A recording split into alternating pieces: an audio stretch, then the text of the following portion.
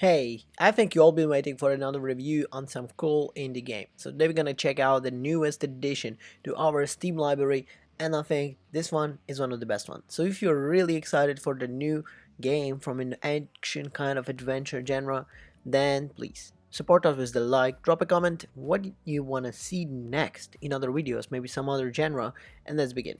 A multiple of players anticipating an embarking of another roguelite adventure, and believe me, this one is great. It's a common occurrence that yet occasionally we stumble upon remarkable gem. As you know, we're allowed to show it to you. Such gem is like Voidigo, a creation of Steamwalk that captivates the players in its psychedelic colors, a diverse range of skulls from the very beginning. I was drawn of the overall gameplay of Voidigo, and I have to say it will really remind you of something like maybe an old school games because it has this type of kind of gameplay but mixed with the new fresh understanding of gaming. Even with familiarizing yourself with the gameplay and controls, you could not predict how long you will survive. Well, I found solace in tutorial really requiring a lot of skills and default tutorial bosses before venturing into the vast of expanses of the universe. Unlike most of the games that provide you the brief tutorial just before plunging players into the game, Wedigo's introduction level made me feel like I'm already facing the enemies in the different locations. The preparation proved invaluable when it comes to encounters with an initial advisors and put you into the work of practice that you have to learn. Certain enemies this roguelite have ability to block my project light, but I discovered that bouncing off their heads and rendering more temporarily impossible pacing, granting me a precious opportunity to ensure their permanent defeat. The bosses in Voidigo present a considerable greater challenge, while the minors were reliably easy to handle. Each boss battle boosted its own unique characteristic. This is what I actually love a lot. The first boss I faced was known as a matriarch, possessed the ability to burrow. Similar to the other bosses, the matriarch would flash a line of white, yellow, and red just before launching an attack. However, I grew up and I thought that it's actually very interesting that his burrowing ability is great and it's quite hard. Also, it's visually appealing. It's drained fun from experience as I prepared for the incoming assault. Fortunately, acquiring power-ups has significant eased you to burn off the boss battles. For instance, Arcadiac's Haas power-up augments the protagonist's speed and guarantees the two formable spider legs.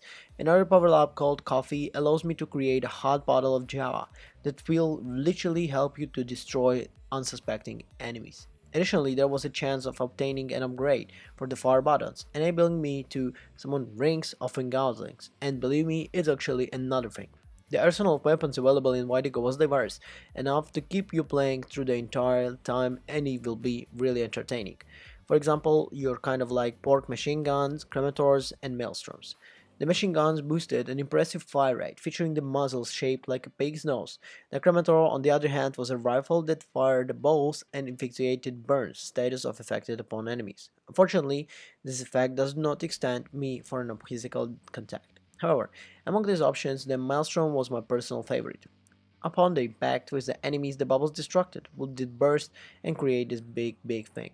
Melee combat added an extra layer of challenge to the gameplay. Depending on the weapons, it was possible to deflect enemies' projectile with a well-timed swing.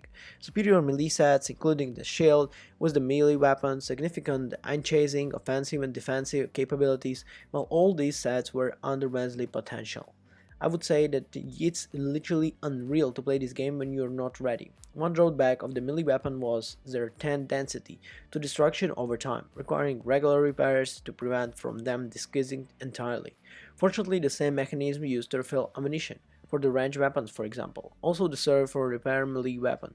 However, I struggle to find success with melee combat. This is the only thing that is hard for me in this game, but it's again one thing that maybe someone will master and will be really good. Voidigo provide players with an options to recycle their weapons, which could lead to varying different outcomes in this roguelite experience.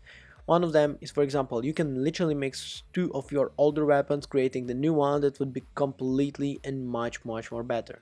However, during the third time I played the game, I kind of get the new weapons from recycle that I actually didn't like. It is worth noting that the machine recycled weapons currently equipped by the players, so caution was necessary to avoid discarding them and favoring the firearm invading. Having the players on the roguelite in the past, I have found myself an interesting in morting approximately an hour gameplay.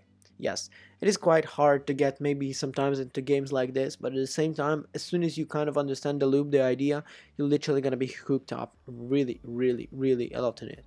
You will love how to get the wins and how you're trying to kind of fix all these death counts and all of the numbers of rounds loading on the game. The map's design in the Voidigo was really comfortable, with all the initiative layout eliminating these needs of external instructions. Additionally, the game features a couple of difficulty settings extracting from the different player preferences. For those seeking relaxed and experienced gameplay focused on the exploration, the calm mode offered you an enjoyable option. Moderate difficulty provides a slightly challenge for the newcomers to the genre. As someone familiar with the roguelite but far from an expert, I opted from only occasional, kind of meaning that some of the things are there